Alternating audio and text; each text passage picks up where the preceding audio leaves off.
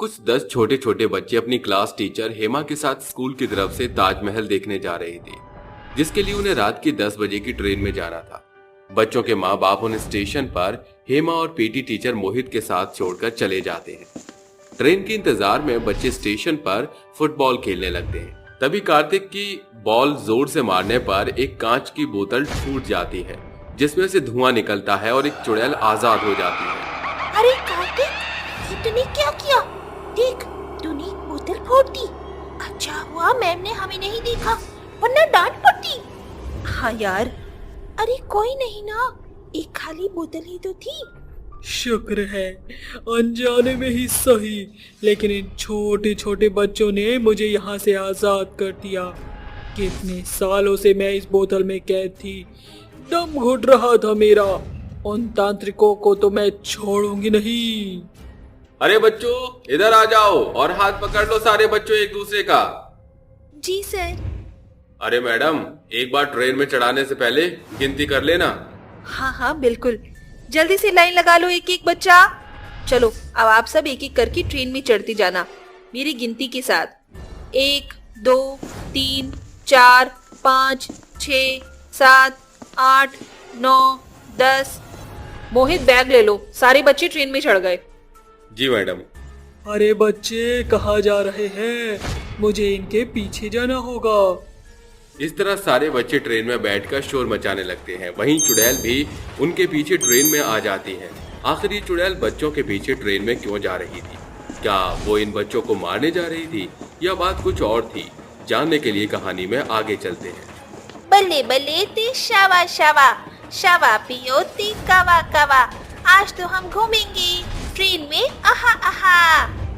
ये गाना खत्म हुआ, पर जर्नी तो अब शुरू होगी।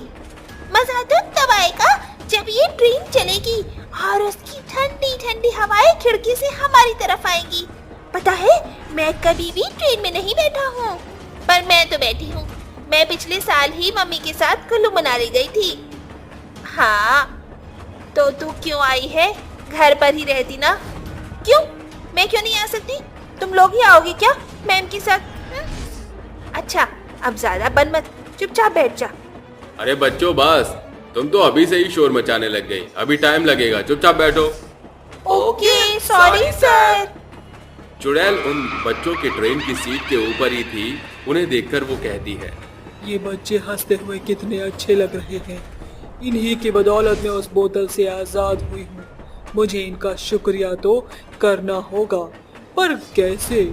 बच्चे बात कर ही रहे थे कि मोहन की नजर चुड़ैल पर जाती है और चुड़ैल अपने हाथ के इशारे से उसे चुप कराकर अपने पास बुलाती है। तभी धीरे से मोहन भूमि के कानों में कहता है, भूमि, सीट के ऊपर देख, मुझे चुड़ैल आंटी दिखाई दे रही है और वो मुझे बुला रही है। अरे हाँ, वो तो मुझे भी दिखाई दे रही है और मुझे भी बुला रही है, लेकिन कितनी डरावनी है। तभी चुड़ैल बच्चों को चॉकलेट दिखाकर अपनी सीट पर बुलाती है और बच्चे चले जाते हैं। अरे आंटी, क्या ये चॉकलेट हमारी है? हम खाएंगे इसे। हाँ बच्चों, तुम्हारी है और मैं सबको चॉकलेट दूंगी। अब जल्दी से बताओ, उस बॉल से किसने उस कांच की बोतल को तोड़ा था? अरे आंटी, वो देखो जो लॉलीपॉप खा रहा है ना, उस कार्तिक ने ही उस कांच की बोतल को जोर से तोड़ दिया था बॉल से। आप उसे डांटोगी? वो बोतल आपकी थी। नहीं नहीं बच्चों, मैं डांटूंगी नहीं, मैं तो शाबाशी दूंगी, क्योंकि एक गंदे अंकल ने मुझको उस बोतल में बंद कर दिया था। कार्तिक ने उस बोतल को तोड़ दिया तो मैं बाहर आ गई। इसीलिए मैं आप सब बच्चों को थैंक यू कहूंगी। और हाँ, अपनी मैम को कुछ मत बताना। ओह, तो हम अभी कार्तिक को बुलाते हैं। कार्तिक, कार्तिक, जल्दी ऊपर आओ, आंटी हमें चॉकलेट देंगी, मैम को मत बताइयो। तभी कार्तिक और बाकी बच्चे दोनों तरफ की ऊपर की सीट पर बैठकर चुड़ैल से बातें करने लगते हैं और हंसने लगते हैं। उन दोनों टीचर को भी कुछ पता नहीं चलता, लेकिन बीच में ट्रेन एक स्टेशन पर रुकती है, जहां राघव को मना करने पर भी वो स्टेशन पर चला गया। तभी राघव को एक उड़ती हुई पतंग पटरी पर मिलती है, जिसे उठाने वो चला जाता है। इतने में उसका पैर फंस जाता है और ट्रेन चलने लगती है। बचाओ, मुझे बचाओ, मैं मरना नहीं चाहता। राखी, मोहन, भूमिका, मुझे बचाओ। चुड़ैल आंटी, चुड़ैल बचा लो वरना उसके ऊपर ट्रेन चढ़ जाएगी। अरे ये क्या किया राघव? तुम सब यही रहना, मैं राघव को अभी बचाकर लाती हूँ। ट्रेन चलना स्टार्ट हो जाती है। इतने में चुड़ैल राघव का पैर जल्दी से निकाल कर उसे उठा लेती है और ट्रेन में ले आती है। तभी रोते हुए राघव कहता है, मम्मी मम्मी, आज तो मेरे ऊपर ट्रेन ही चढ़ जाती। ऐसे रो मत, चुप हो जाओ, कुछ नहीं हुआ, ठीक हो तुम, मैं हूँ ना, मैंने बचा लिया। थैंक यू चुड़ैल आंटी, आप नहीं होती तो मैं मर जाता। अरे ऐसे नहीं बोलते, अगर तुम सब बच्चे बॉल से नहीं खेल रहे होते तो मैं बाहर नहीं आ पाती और फिर तुम्हें कैसे बचाती? ठीक है आंटी। अरे बच्चों, बहुत देर से तुम्हें देख रही हूँ, ये तुम किससे बातें कर रहे हो? कुछ नहीं, कुछ भी तो नहीं मैम, हम तो आपस में ही बातें कर रहे हैं। ठीक है, आप चुपचाप सीट पर बैठ जाओ, अभी 3 घंटे और हैं। मैम, मुझे और कार्तिक को वॉशरूम जाना है। मैम, मुझे भी। आई गो टू वॉशरूम प्लीज। अच्छा मोहित, तुम बाकी बच्चों का ध्यान रखो, इन तीनों बच्चों को मैं वॉशरूम से ले जाकर आती हूँ। Okay ma'am. हेमा तीनों को वॉशरूम ले जाती है जो कि दूसरे डिब्बे की ओर होता है। बच्चे एक एक करके वॉशरूम यूज करते हैं। वहीं दूसरी तरफ ट्रेन में अचानक से उसी जगह आग लग जाती है। आधे बच्चे ट्रेन के दूसरी तरफ होते हैं और आधे बच्चे हेमा के पास। ऐसे में बच्चे जोर जोर से रोने लगते हैं और हेमा चिल्लाती है, अरे कोई बचाओ, हमें बचाओ वरना हम जल जाएंगे। आह बचाओ बचाओ, अब क्या होगा? हम जल जाएंगे, हम ही मर जाएंगे। हाँ मैम, हम ताजमहल नहीं देख पाएंगे कभी भी। अरे तुम्हें ताजमहल की पड़ी है, यहाँ हमारा ही ताजमहल बन जाएगा एक बार इस ट्रेन में भुन गए तो। अरे ये क्या, दोनों तरफ बच्चे आग में फंसे हैं, मुझे जल्दी से इन्हें बचाना होगा। लेकिन अगर मैं इस आग में उतर कर गई तो मेरी जान भी जा सकती है, पर फिर भी मैं बच्चों को बचाऊंगी। ये बोलते ही चुड़ैल मोहित के साथ वाले बच्चों को आगे के डिब्बे में छोड़ कर आती है। तभी मोहित डर कर कहता है, चुड़ैल बच्चों दूर हटो, ये हमें मार देगी। सर, ये हमें मारेंगी नहीं, बल्कि इन्होंने ही अभी मेरी जान बचाई थी। आओ बच्चों, जल्दी से इस वाले डिब्बे में पीछे चले जाओ। ऐसा बोलकर चुड़ैल बच्चों को दूसरी तरफ भेज देती है और अपनी फूंक से आगे की आग को बुझाने की कोशिश करती है। आग काफी हद तक कम हो जाती है लेकिन बुझती नहीं है। चाहे आग में ही मेरी जान क्यों न चली जाए, लेकिन मुझे बच्चों को बचाना ही होगा। चुड़ैल उस आग में कूदकर हेमा की तरफ चली जाती है। आग में घुसने से वो थोड़ी थोड़ी पिघलने लगती है। बच्चों, मेरे पास ज्यादा वक्त नहीं है, जल्दी मेरे साथ चलो, मैं तुम्हें बचा लूंगी। चुड़ैल मैम, आप घबराओ मत, चुड़ैल आंटी हमें बचाने आई हैं। चुड़ैल 2 बार उस आग से गुजरकर सबको बचा लेती है और पूरी तरह से पिघलकर जमीन पर गिर जाती है। बच्चों, तुम ठीक तो हो ना?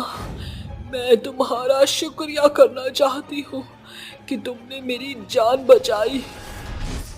पर आंटी, हमारी वजह से आपकी ये हालत हो गई, अब आप हमें छोड़कर चली जाओगी क्या?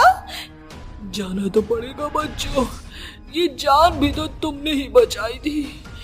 मैंने अपनी जान तुम पर कुर्बान कर दी। ऐसा कहकर चुड़ैल पूरी तरह से जलकर गायब हो जाती है। ये देखकर सभी बच्चे रोने लगते हैं। मोहित और हेमा को कुछ समझ नहीं आता। उनके पूछने पर बच्चे उन्हें सब बताते हैं और अगले दिन वो ताजमहल देखने पहुंच जाते हैं। जानवरों को खाने वाले भूतिया पति पत्नी। रात का समय था। जिंदलपुर गांव से 2 किलोमीटर की दूरी पर एक जंगल में पुराना किला था। पुराने किले में एक पति पत्नी का जोड़ा रहता था, लेकिन पुराने किले में वो दोनों पति पत्नी कोई जिंदा इंसान नहीं बल्कि मुर्दे थे। उन दोनों की ही मौत कई अरसे पहले हो चुकी थी और इस तरह वो दोनों भूतिया पति पत्नी थे। उस हवेली में राघव की चुड़ैल पत्नी राघव भूत से बोलती है, राघव जी, मुझे जानवर चाहिए। अगर मुझे जानवर नहीं मिला तो मैं तुम्हें ही खा जाऊंगी। आ गई समझ में? चंद्रिका, तुम ये कैसी बात कर रही हो? भला मैं जानवर कहाँ से ला कर दूं? अरे जानवर इस जंगल में दिखेगा तभी तो मैं तुझे जानवर खिलाऊंगा ना। मुझे फर्क नहीं पड़ता, अगर तुम जानवर नहीं लेकर आए तो मैं सच में तुम्हें खा जाऊंगी। और ये तुम बहुत अच्छे से जानते हो कि अगर मैं तुम्हें नहीं खा पाई तो मैं तुम्हारे दोनों दरिंदों को खा जाऊंगी। अपनी और अपनी दरिंदों की जान बचाना चाहते हो तो चुपचाप मेरे लिए जानवर लेकर आ जाओ। चंद्रिका, तुम सच में बहुत जिद्दी हो, और भला इस तरह कौन करता है? चंद्रिका, चंद्रिका नाम है मेरा। ऐसा कोई और नहीं बल्कि चंद्रिका चुड़ैल करती है। मेरे दरिंदों, चलो इस जानवर लेने के लिए हमें इस हवेली से बाहर निकलना होगा। इतना कहकर भूत और भूत के दो दरिंदे हवेली से बाहर निकल जाते हैं, जिसके बाद वो सभी पूरे जंगल में इधर से उधर भागने लगते हैं। भूत और दरिंदे भागते हुए जंगल के बीचों बीच पहुंच जाते हैं, जहां वो कुछ जानवरों को इधर से उधर खेलता हुआ देखते हैं। उन जानवरों को देख भूत अपनी दरिंदों से कहता है, देख रहे हो मेरे दरिंदों, ये जानवर किस तरह आपस में खेल रहे हैं। चलो चलकर इनके साथ थोड़ी सी मस्ती की जाए। हाँ हाँ भूत मालिक, हमें इस जानवरों के साथ जरूर खेलना चाहिए।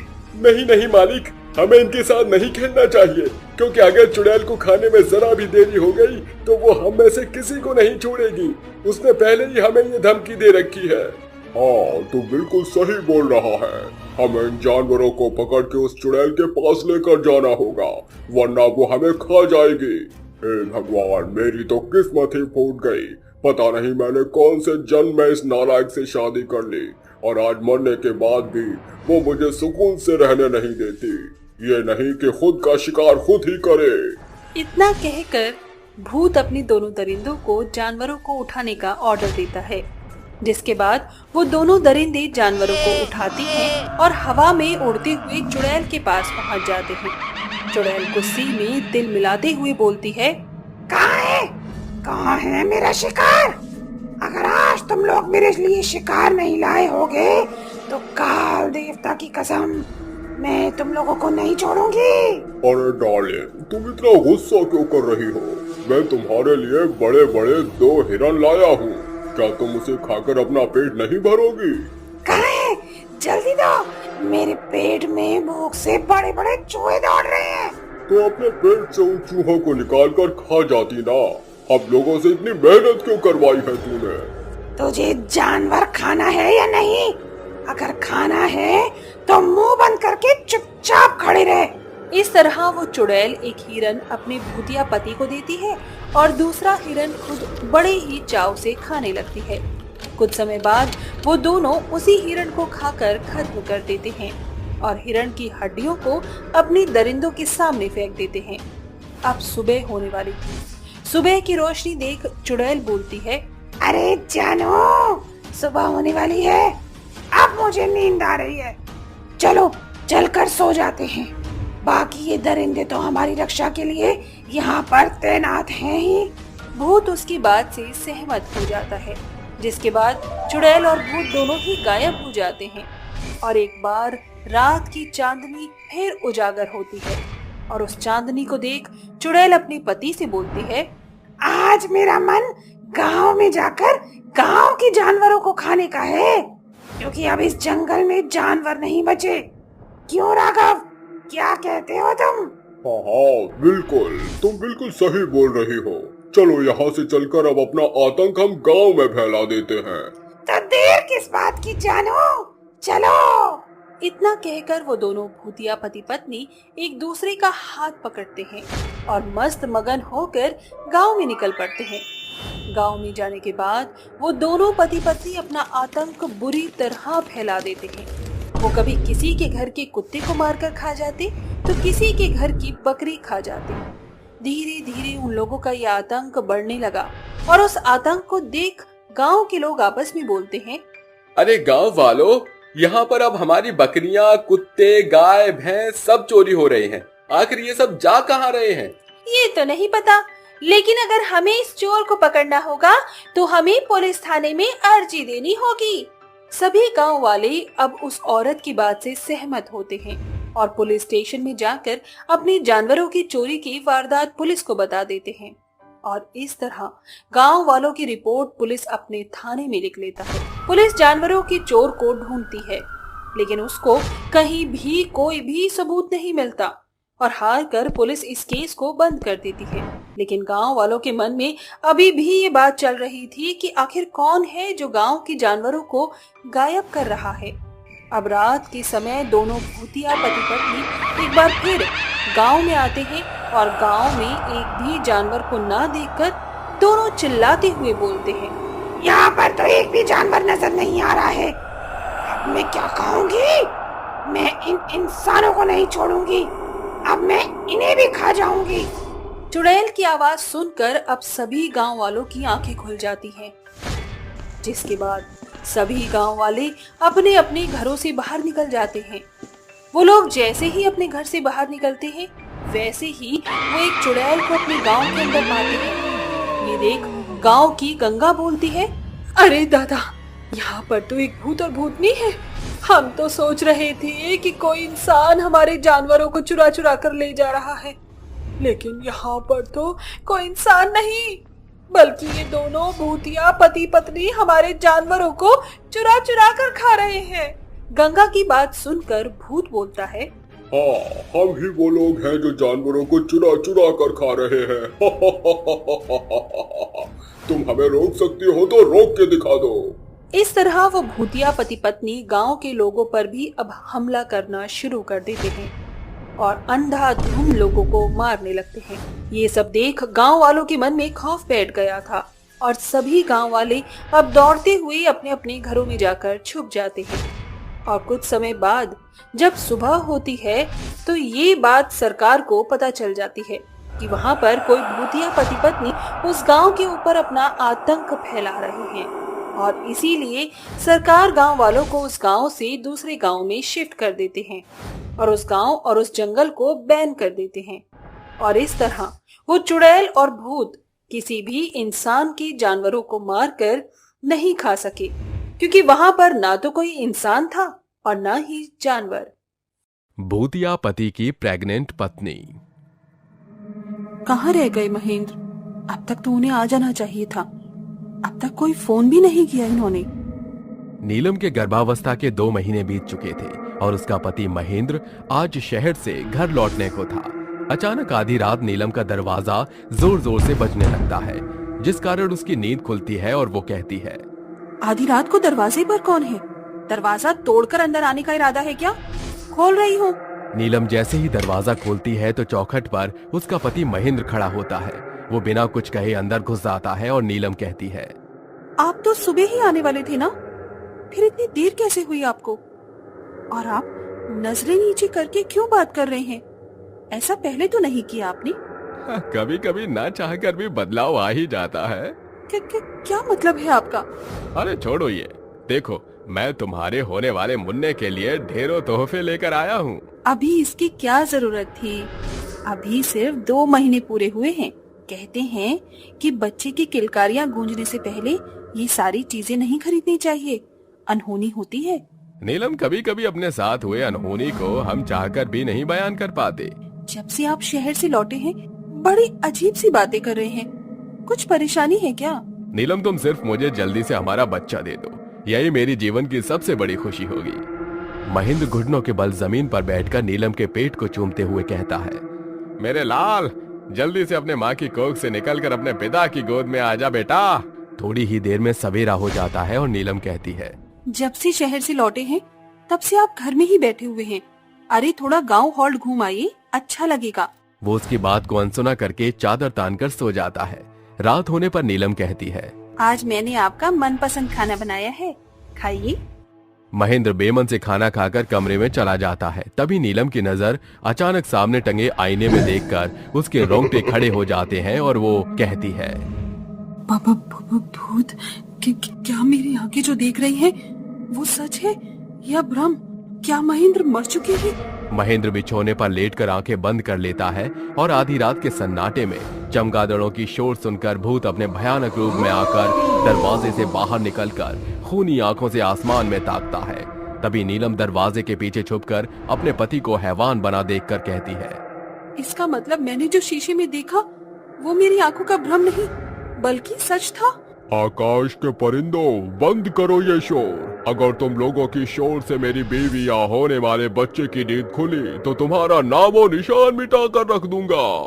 पंछी लगातार चहचहाते हैं, जिसके बाद भूत दहाड़ते हुए जमीन पर पांव पटक कर कहता है, मरोगे तुम सब, मरोगे। भूत जैसे अपनी डरावनी खूनी आंख आसमान की ओर उठाता है, सभी पंछी चहचहाते हुए धूल के तिनकों की तरह जमीन पर तड़प कर गिरने लगते हैं और भूत कहता है, इंसानी मांस न सही तो पंछियों का मांस ही सही, इन्हें खाकर मैं अपनी भूख मिटाऊंगा। अपने भूतिया पति को हैवान में बदला देखकर नीलम के हाथ पांव ठंडे पड़ जाते हैं और वो बिस्तर पर जाकर आंखें बंद कर लेती है। तभी भूत कहता है, मेरा मुन्ना, और कितना इंतजार करना पड़ेगा तेरे भूतिया पिता को। नीलम डरकर थर्राते हुए उठकर कहती है, दूर हटो, मत छूना मुझे और मेरे बच्चे को भी। तो मेरे भूत होने का सच तुम्हारे सामने आ ही गया। तुम्हें मैंने कहा दूर हटो। अपने पति से इतना क्या डरना नीलम, आहिस्ता, वरना पीछे गिर जाओगी तो हमारे होने वाले बच्चे को चोट लग जाएगी। मेरे पति का रूप लेने वाले हैवान, कौन है तू? कहाँ है मेरे पति? सब कुछ समझाता हूँ, बैठो। महेंद्र और नीलम की शादी बड़े ही साधारण तरीके से हुई थी। महेंद्र अपनी पत्नी नीलम को घर लाकर कहता है, नीलम, मैंने इस घर को ईंट पत्थर से बनाया है, लेकिन अब तुमको इस घर को अपने प्यार से संजो कर स्वर्ग बनाना है। तुम ही मेरी दुनिया हो। अब आप और मैं, हम हैं और ये हमारा घर संसार है। दोनों बड़े ही प्यार से अपनी शादीशुदा जीवन की शुरुआत करते हैं और कुछ ही दिनों में महेंद्र की नौकरी शहर में लग जाती है और वो कहता है, बस कुछ ही दिनों की बात है, मैं जल्दी ही कुछ इंतजाम करके तुम्हें लेने आऊंगा। महेंद्र के जाने के कुछ दिनों बाद नीलम को पता चलता है कि वो महेंद्र के बच्चे की मां बनने वाली है और वो फोन करके महेंद्र से कहती है, आप बहुत ही जल्दी पिता बनने वाले हैं। क्या? सचमुच? नीलम, ये मेरे जीवन की सबसे बड़ी खुशखबरी है। मैं कल ही गांव आ रहा हूँ। महेंद्र अपनी कमाई को लेकर ट्रेन में बैठ जाता है और एक गुंडा उसके पीछे लग जाता है और बोगी खाली देखकर वो कहता है, चल चारे, बिना माथा पच्ची के रोकड़ा निकाल दे। नहीं, मेरी बीबी मां बनने वाली है। ये पैसे मेरे खून पसीने की कमाई है जो मैंने उसके लिए जोड़े हैं। खाली पीली भेजा मत खा, माल निकाल वरना हलाल कर दूंगा। नहीं, मुझे मत मारना, मैं मेरी बीवी और मेरे बच्चे को देखना चाहता हूँ।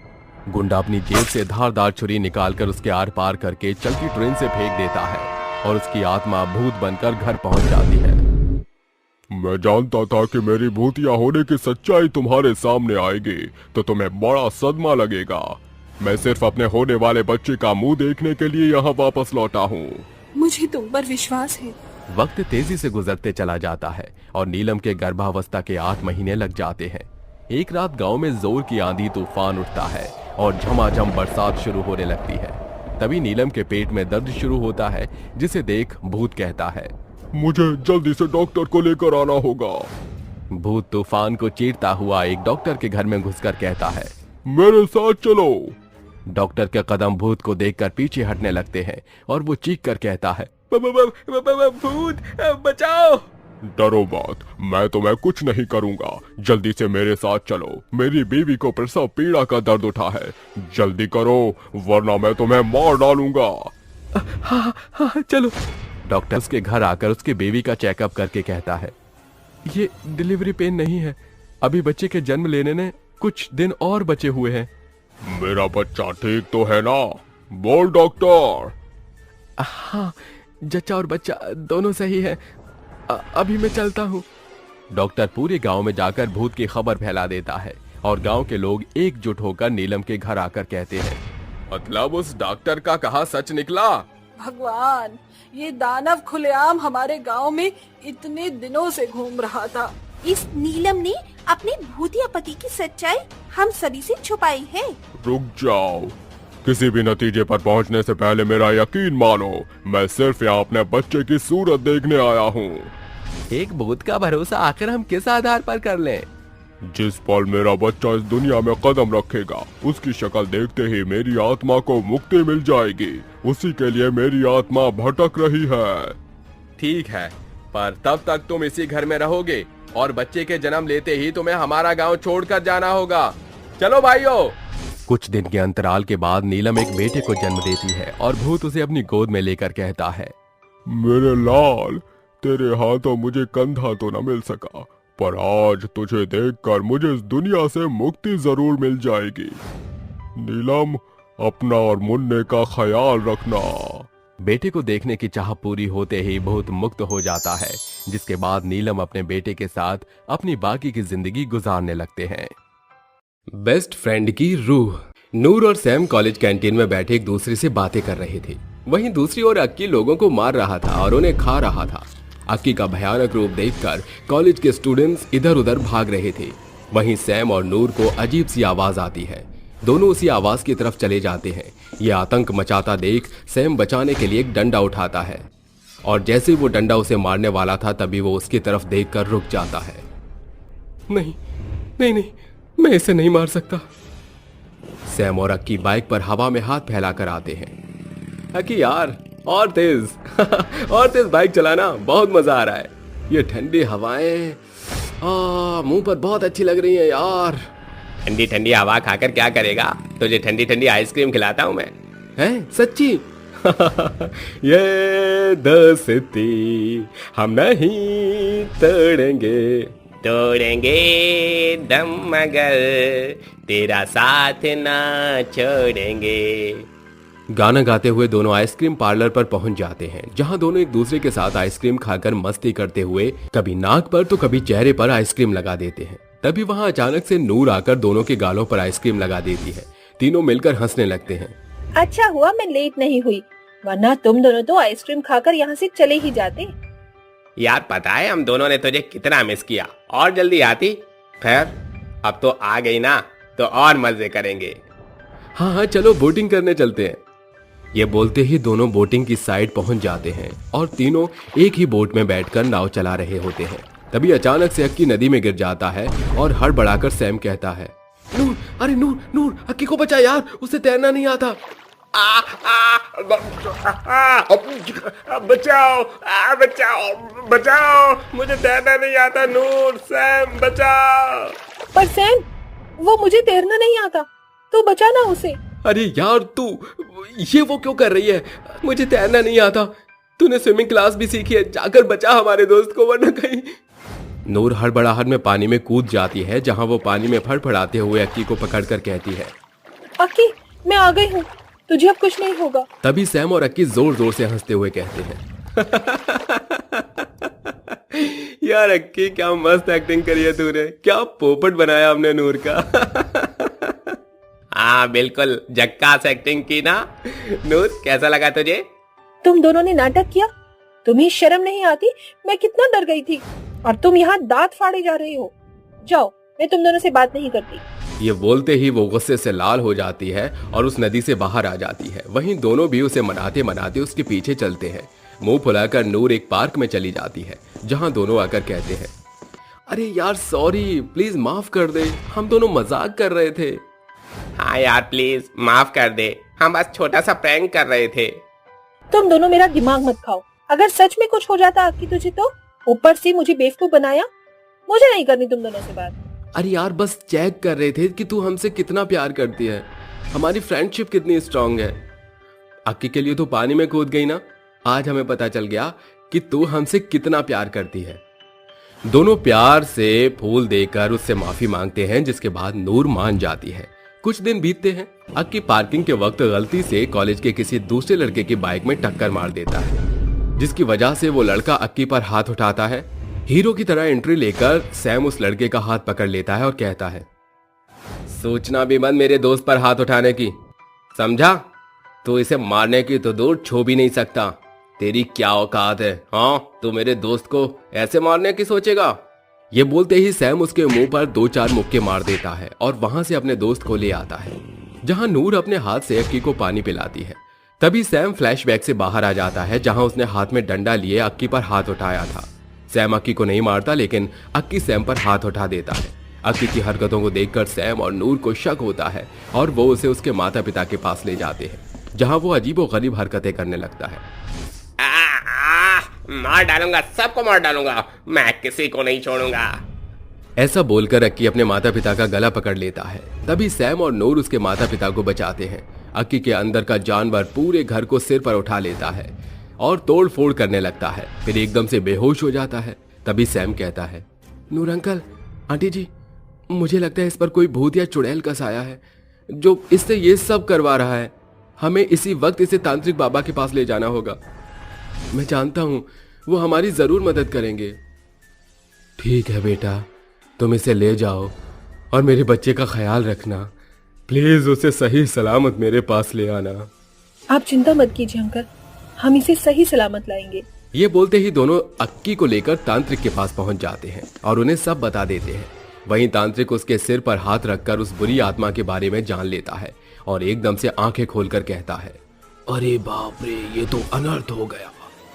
तो मैं देरी हो गई इसे लाने में, अब पता नहीं क्या होगा। बाबा, आप पहेलियां क्यों बुझा रहे हैं? साफ साफ बताइए।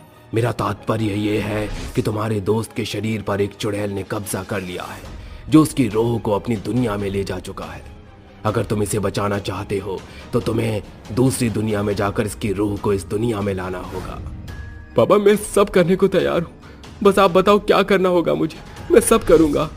तुम अकेले नहीं सैम, अक्की मेरा भी दोस्त है और मैं भी उसे बचाने के लिए तुम्हारे साथ दूसरी दुनिया जाऊंगी। नहीं नूर, तुम ऐसा कुछ भी नहीं करोगी। नूर कहने पर भी सैम की बात नहीं मानती। वहीं तांत्रिक एक शीशे के सामने तंत्र मंत्र से पूजा करके उस पर गंगा जल छिड़क देता है, जिसके बाद भूतों की दुनिया में जाने का रास्ता खुल जाता है। दोनों उस दुनिया में जा रहे थे कि बेटा, ये लो त्रिशूल, तुम अकेले इसका सामना नहीं कर पाओगे, इसलिए उस चुड़ैल का अंत करके अपने दोस्त को इस दुनिया में वापस लाना। विजयी भाव। तांत्रिक से त्रिशूल लेकर दोनों दूसरी दुनिया में पहुंच जाते हैं, जहां बहुत अंधेरा और जमीन पर पानी ही पानी बिखरा था। दोनों उसे आवाज लगाकर ढूंढते हैं। अक्की, अक्की, कहाँ है तू? अक्की, देख तेरे बेस्ट फ्रेंड तुझे बचाने आए हैं। अक्की! दोनों उसे लगातार आगे ढूंढते चले जाते हैं। अक्की जख्मी हालत में, उसका शरीर पानी में पड़ा हुआ था। दोनों उसकी तरफ जैसे ही जाते हैं, पीछे से चुड़ैल दोनों के सिर पर बहुत जोर से मारती है। तभी दोनों कहते हैं, आह, मेरा सर। कौन है? मेरी दुनिया में बिना इजाजत आ तो गए हो, लेकिन जा नहीं पाओगे। तो तू है जिसने मेरे दोस्त पर कब्जा किया है, छोड़ूंगा नहीं मैं तुझे। जैसे ही सैम उस त्रिशूल से चुड़ैल पर वार करता है, चुड़ैल अपनी शक्ति से उस त्रिशूल को गिरा देती है। वो अपनी शक्तियों से उन पर हमला कर देती है। दोनों कभी झुककर बचते हैं तो कभी कहीं छिप जाते हैं। तभी अक्की की रूह उन्हें आवाज लगाती है, सैम, सैम, नूर, मुझे बचा लो। इसने मुझे बहुत टाइम से यहाँ पर कैद कर रखा है। मेरे हाथों को कैसे जंजीर से जकड़ा हुआ है। मैंने खाना भी नहीं खाया यार। हम आ गए अक्की, तू परेशान मत हो। अच्छा, तो यहाँ छुपी हुई थी तू, अब तो तू भी मरेगी। ये बोलते ही चुड़ैल उसे मारकर अधमरा कर देती है। तभी वो सैम को भी मारती है। फिर सैम कैसे भी करके उस त्रिशूल को उठाता है और तेजी से चुड़ैल की नाभि पर मारते हुए कहता है, हर हर महादेव की जय। क्या हो रहा है? मार डाला मुझे, छोड़ूंगी नहीं मैं तुम लोगों को, वापस आऊंगी। मेरा शरीर जल रहा है। सैम के त्रिशूल से वार करते ही चुड़ैल जलकर मर जाती है और वो अपने दोनों दोस्तों को किसी तरह उठाकर उसी शीशे से अपनी दुनिया में वापस आ जाता है, जिसके बाद सब ठीक हो जाता है। वैद्य चुड़ैल। हरिया नाम का एक व्यक्ति भागता हुआ दिया नाम की औरत के घर पर जाता है, जहां वो एक चुड़ैल को घर की छत से चिपका हुआ देखता है। चुड़ैल को देख हरिया जोर से चिल्लाता हुआ बोलता है, हाँ, चुड़ैल। हरिया की आवाज सुनकर चुड़ैल नीचे उतरती है और उसके सामने आकर उससे बोलती है, चुप हो जाओ और मुझे बताओ इस वक्त यहाँ क्यों आए हो? अरे पहले तुम बताओ, तुमने हमारी वैद्य रानी के साथ क्या किया?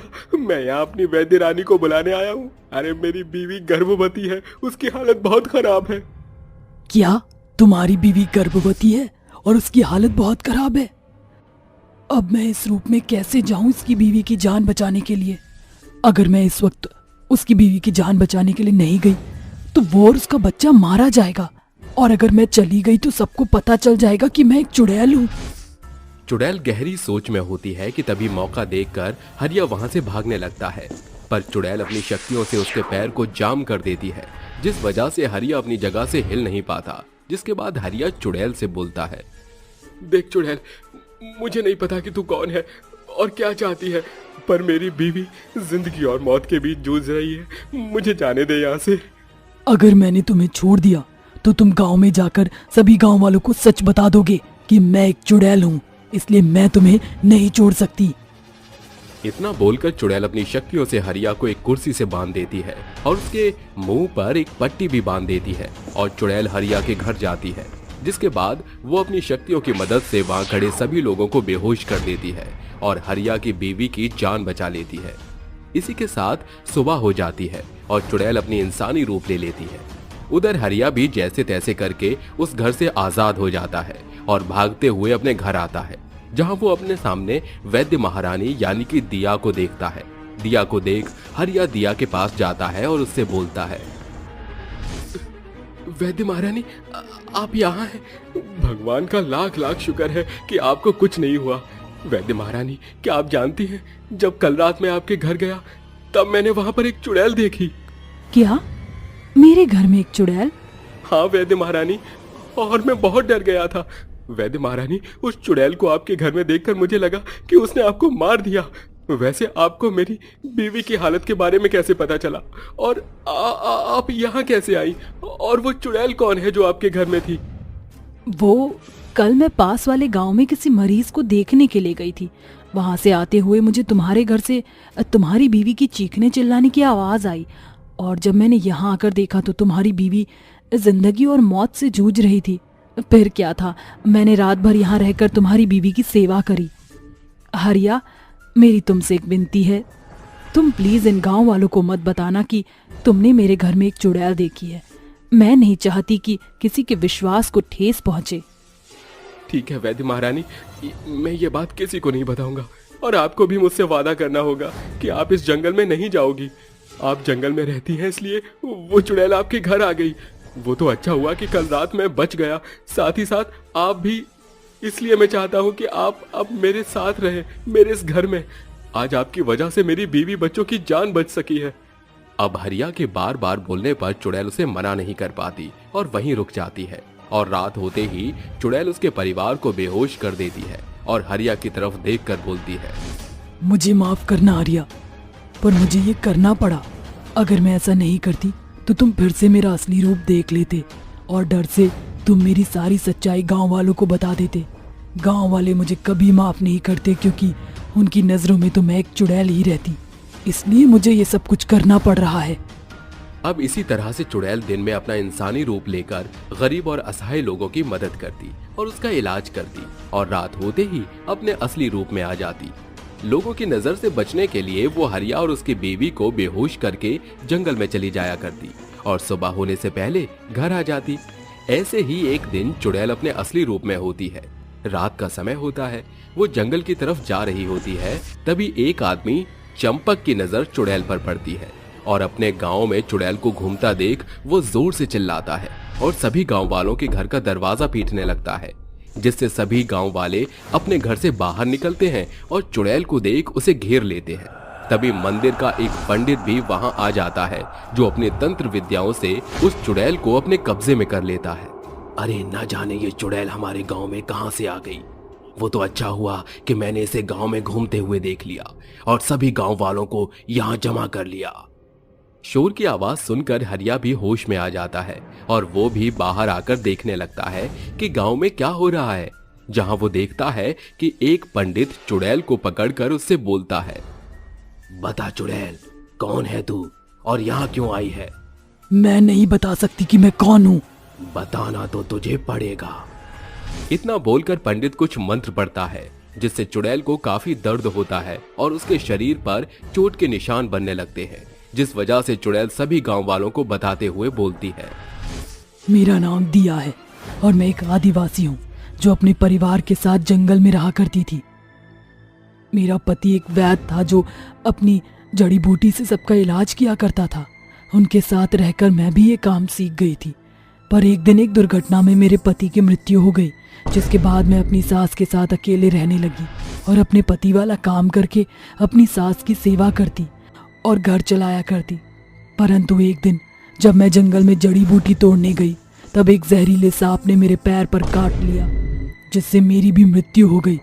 मेरी सास ये सदमा बर्दाश्त ना कर सकी और वो भी चल बसी। परंतु मरने के बाद मैं एक चुड़ैल बन गई और मुझे भगवान से वरदान मिला कि मैं दिन में इंसान बनकर रह सकती हूँ और रात को एक चुड़ैल। इसलिए मैं दिन में एक इंसान बनकर लोगों की सेवा करती हूँ, ताकि कोई और व्यक्ति मेरी तरह अपने परिवार को ना खो सके, और रात को मैं एक चुड़ैल बन जाती हूँ।